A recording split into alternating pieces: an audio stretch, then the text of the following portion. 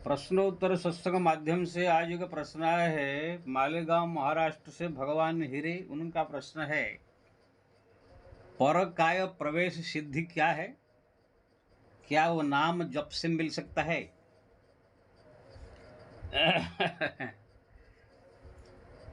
बहुत सुंदर है। देखिए, ये हमारा जो है शास्त्र में वर्णित है, और जो देवताओं के पास, भगवान के पास, अब भगवान जिसको कृपा करते हैं उनके पास जो है ये सब सिद्धियां रहती हैं। हमारे जो है शास्त्र में 18 सिद्धि का वर्ण है, उसमें जो है 8 सिद्धि प्रसिद्ध है। अणिमा, महिमा, लघिमा, इशिता, बसिता, दूरदर्शन, दूर श्रवण, परकाय प्रवेश, अंतर ध्यान हो जाना, महिमा, लघिमा, ये सब अलग अलग सब सिद्धियां सब शास्त्र में वर्ण है। अणिमा यानी एकदम छोटा हो जाना, अपने शरीर को छोटा कर देना, अणु जैसा। जैसे हनुमान जी सूक्ष्म रूप धरि सियहि दिखावा, विकट रूप धरि लंक जरावा। छोटा सा रूप में धारण करके जो है लंका में घुस गए, फिर विराट रूप धारण करके जो है लंका को जलाया। अणिमा, महिम, लघिमा, महिमा यानी बहुत बड़ा हो जाना।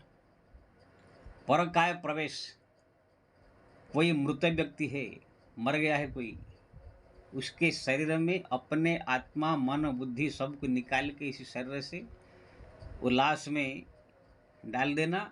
डालते ही वो लाश खड़ा हो जाएगा। अब आपका जो शरीर है वो लाश बन के दूसरी जगह रहेगा। इसको कहते हैं परकाय प्रवेश, दूसरे के काया में प्रवेश कर जाना। ये सब सिद्धियां जो है बड़े बड़े जो योगी और जो है देवता, भगवान और उन जिसको भगवान देते हैं उनके पास ही होता। शंकराचार्य के पास ये था परकाय प्रवेश। अमरुक नाम के राजा जब मर गए तो शंकराचार्य जी जो है अपने शरीर को जो है रख करके उनके अपने शरीर से निकल करके आत्मा, मन, बुद्धि अमरुक राजा के शरीर में घुस गए थे। 6 महीना तक जो है अपने राज्य में रह करके वो काम शास्त्र सीखा। फिर उसी में से निकल करके आगे मंडन मिश्र के पत्नी को हराया था, फिर अपने शरीर में प्रवेश किए थे। यानी अपने शरीर से आत्मा, मन, बुद्धि सब कुछ निकाल के कोई लाश उसी के शरीर में घुस जाना तो लाश खड़ा हो जाएगा। इसको परकाय प्रवेश सिद्धि कहते हैं। तो इसी प्रकार से बहुत सिद्धि है, छोटा हो जाना, बड़ा हो जाना, दूर से देख लेना, दूर से सुन लेना। जैसे व्यास जी ने संजय को जो है दूरदृष्टि श्रवण का दिया था, दूरदृष्टि। धृतराष्ट्र को सुनाया था महाभारत का युद्ध। दूर दर्शन यानी दूर से सब देख लेगा, जहाँ बैठा आंखें बंद कर दे, पूरा जहाँ चाहेगा उसका मन हो वहाँ का एरिया पूरा दिखाई देगा, सब चीज़ देखेगा, सुनेगा क्या वहाँ पर हो रहा है। इसको दूर श्रवण कहते हैं। ये दूरदर्शन, जैसे टीवी में कहाँ पर टेलीकास्ट हो रहा है क्रिकेट या कुछ लोग घर बैठे देखते हैं, ऐसे ही वो देख सकता है। दूर श्रवण, दूर से सुन लेना, अंतर ध्यान हो जाना, रूप बदल देना, ये सब जो है सिद्धि है। जो बात कह दिया वो हो जाना, वाक् सिद्धि से कहते हैं। अष्ट तो इसी प्रकार के जो है ये सिद्धियां जितने है, ये देवताओं के पास प्राय देवता बनने के तुरंत बाद ही उनको प्राप्त हो जाता है। दूसरे भगवान के जो भक्त होते हैं, भगवान के धाम जो पहुंच गए, वैकुंठ के वैकुंठ में पहुंचने के बाद अपने आप सिद्धि प्राप्त हो जाती है। यहाँ पृथ्वी में 2 प्रकार से प्राप्त होता है। एक तो जो इसी योग का ज्ञानी हो, जो सीखा हुआ हो, दूर से सुनने का, दूर से देखने का, छोटा हो जाने का, बड़ा हो जाने का, रूप बदल देने का, ये विद्या जिसके पास हो, वो कला अगर किसको सिखाए योग द्वारा तो वो सीख करके प्राप्त कर सकता है। दूसरा भगवान की तपस्या करके, भजन करके, नाम जप करके, भगवान को प्रसन्न करके उनसे वरदान के रूप में ये भी प्राप्त कर सकते हैं। जैसे हनुमान जी को माता सीता जी ने कहा, अष्ट सिद्धि नवनिधि के दाता असबर दीन जानकी माता, यानी तुम अष्ट सिद्धि अपने आप तुमको प्राप्त हो जाए और तुम सबको देने दाता बन जाओ। तो भगवान या माता, कोई भी देवता अगर किसको दे देवे, तुम दूरदर्शन, दूर श्रवण, परकाय प्रवेश, कोई सिद्धि आपको प्राप्त हो जाए तो उनसे भी वरदान के रूप में प्राप्त हो जाता है। बहुत सारे ऐसे ऋषियों को जो है वरदान के रूप में प्राप्त हुआ। अब जब व्यक्ति भगवान का भजन करता है, नाम जप करता है, नाम जप करते करते करते करते करते जब भगवान के भक्ति में आगे बढ़ जाता है, तुलसी कबीर मीरा श्रेणी में पहुंच जाता है, तो भगवान जो भक्त पूछते हैं आपके रिद्धि सिद्धि कुछ चाहिए, तो भक्त जो अगर चाहता है हाँ मेरे को चाहिए, तो भगवान देते हैं। नहीं चाहिए मेरे को, ऐसा कुछ नहीं चाहिए, मेरे को केवल भक्ति चाहिए, तो भगवान भक्ति देते हैं। क्योंकि ना रिद्धि सिद्धि जो है भक्ति में बाधक है। अगर ये मिल गया किसको, अगर अपने आप को कंट्रोल नहीं किया, तो संसार में जो प्रचार प्रसार करके नाम कमाने में, पैसा कमाने में लगा देगा, अब मोह माया में फंस करके अपने आप को भक्ति से दूर कर देगा। इसलिए ये सब रिद्धि सिद्धि सब भक्ति में बाधक कहा गया है। अब तुलसीदास जी ने लिखा, जब किसका मन भगवान के भक्ति में लग जाता है तो ये रिद्धि सिद्धि ही भेज करके माया जो है उनको गिराती है। छोनन गंथी जानी खकराया, विघ्न अनेक करे तह माया। जब किसका मन संसार से हट करके भगवान के भक्ति में लगने लग जाता है, बहुत जप करने लगता है, भक्ति करता है, तो माया सोचती है इनको जो है रिद्धि सिद्धि भेज दे करके फंसा दिया जाए दुनिया में। रिद्धि सिद्धि प्रेरे बहु भाई, बुद्धि लोभ देखा बही जाई। तो उसको माया जो है सिद्धि कुछ ना कुछ दे देगी, जिसको जो आशीर्वाद दे देगा उसका हो जाएगा, या तो कुछ चमत्कार दूर से देख लेने का, दूर से सुन लेने का, दूसरे का मन की बात जान लेने का, रूप बदल लेने का, कुछ ऐसी सिद्धि है कि तो दे देगी माया। तो बस उसको प्रदर्शन करने में, दुनिया में दिखाने में, भीड़ लगाने में लगा देगा, भगवान का भक्ति भूल जाएगा। तो माया जैसे हाँ अब मेरा काम हो गया। इसीलिए रिद्धि सिद्धि को जो है, ये सिद्धियों को जो है भक्त लोग को माया बाधक भक्ति में मानते हैं। तुलसीदास जी ने लिखा, होई बुद्ध जो परम सयानी, तिन समचितवन अनहित जानी। जो बुद्धिमान भक्त होगा ये रिद्धि सिद्धि सबके चक्कर में नहीं पड़ेगा। आजकल आप देख नहीं रहे हैं, किसी को कुछ मालूम ना, किसके पास कोई सिद्धि है ना कोई रिद्धि है, कुछ नहीं है। आजकल पूरा दुनिया घूम लो, सारा संसार, कोई एक नहीं मिलेगा जो दूर से देख लेता हो, दूर से सुन लेता हो, रूप बदल लेता हो, आकाश में उड़ जाता हो, जैसे हनुमान जी सब सिद्धि था कि परकाय प्रवेश हो जाता हो, या छोटा हो जाता हो, बड़ा हो जाता हो, ऐसा कुछ है किसी के पास नहीं। सारा दुनिया में कोई साधु संत महात्मा साधु कोई नहीं इस समय दुनिया में।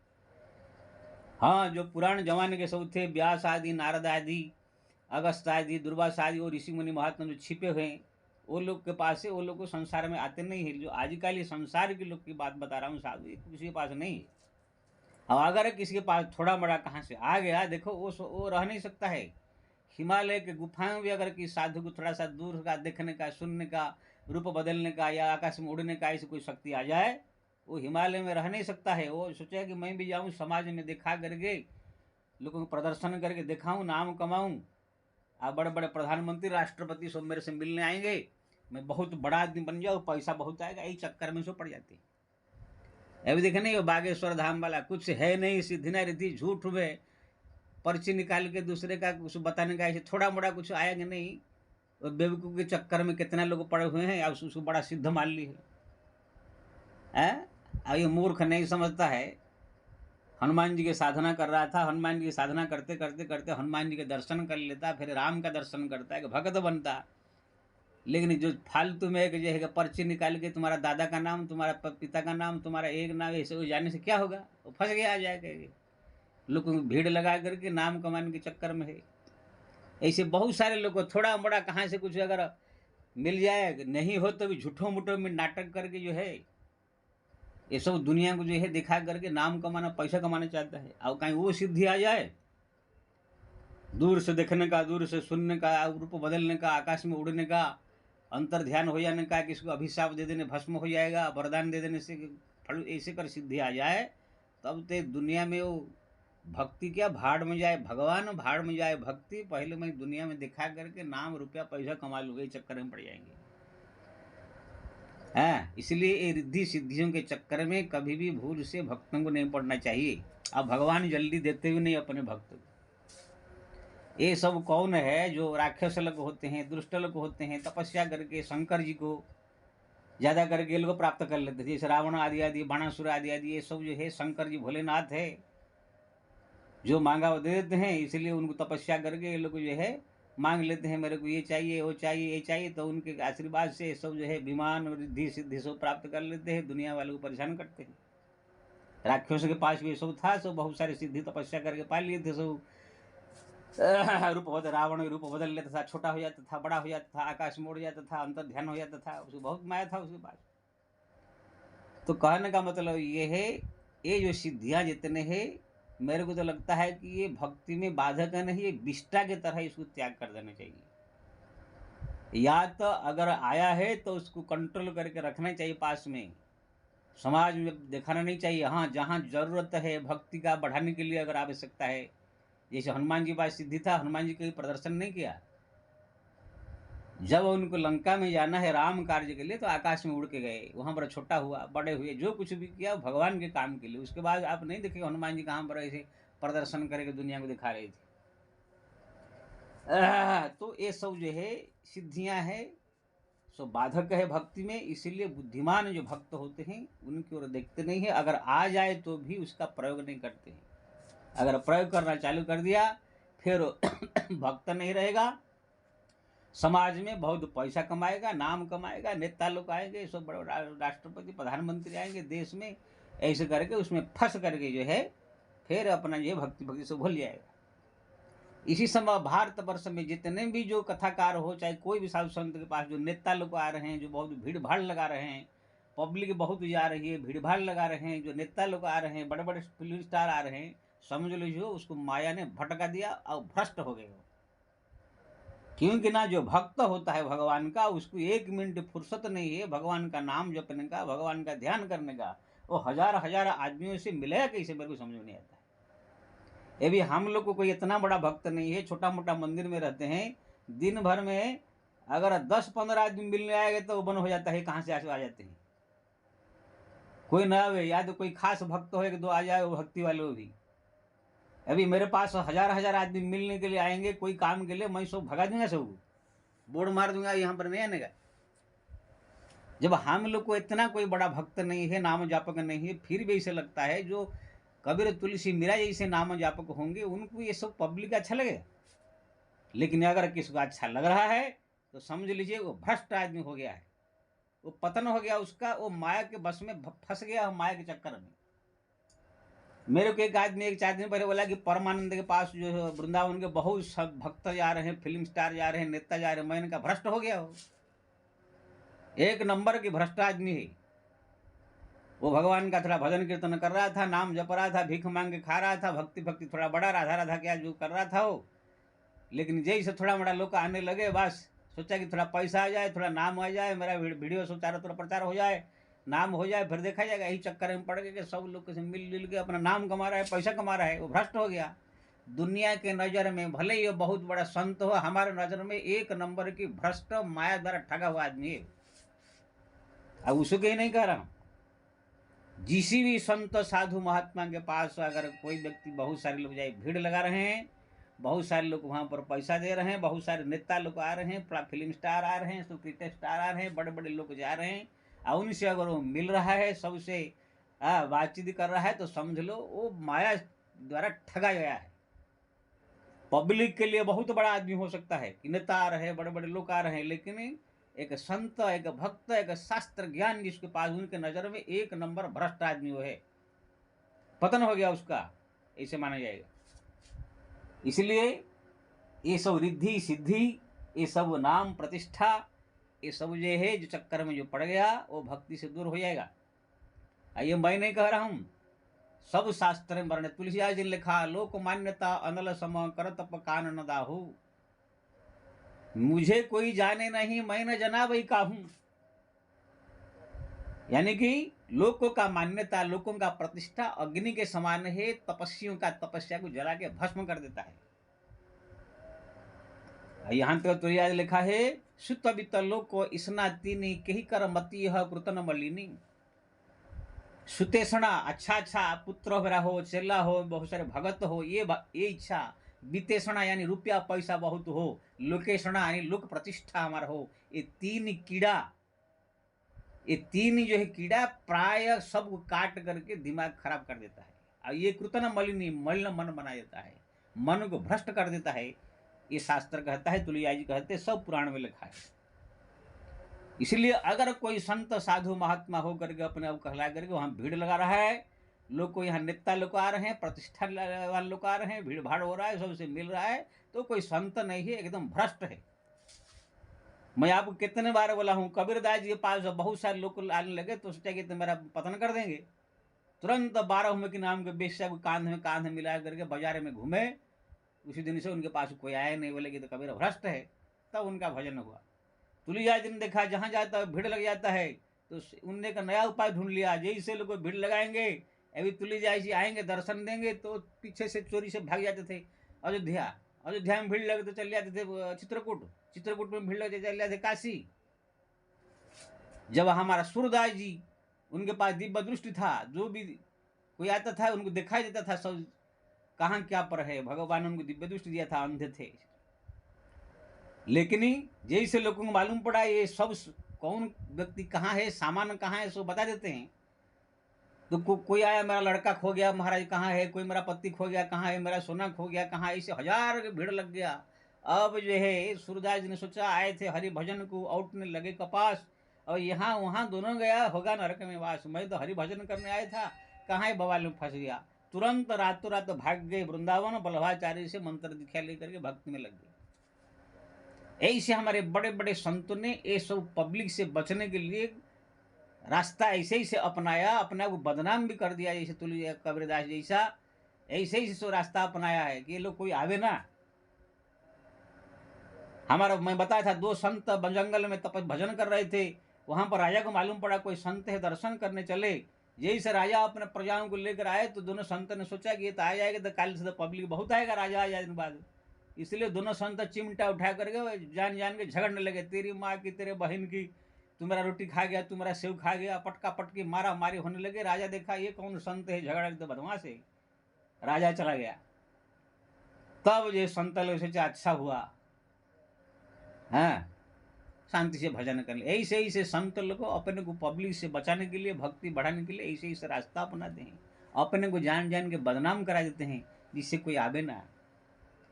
और जो मूर्ख जो है अपने आप को बहुत बड़ा भक्त कह करके पब्लिक का भीड़ लगा रहा है, जो हम पर 1000 लोगों से मिल रहा है, वो कौन सा भक्त है? भक्त नहीं है, भक्ति से व्रत से भ्रष्ट हो गया है। अब उनको नाम प्रतिष्ठा रुपया पैसा धन दौलत की आवश्यकता है, ये मान लेना चाहिए।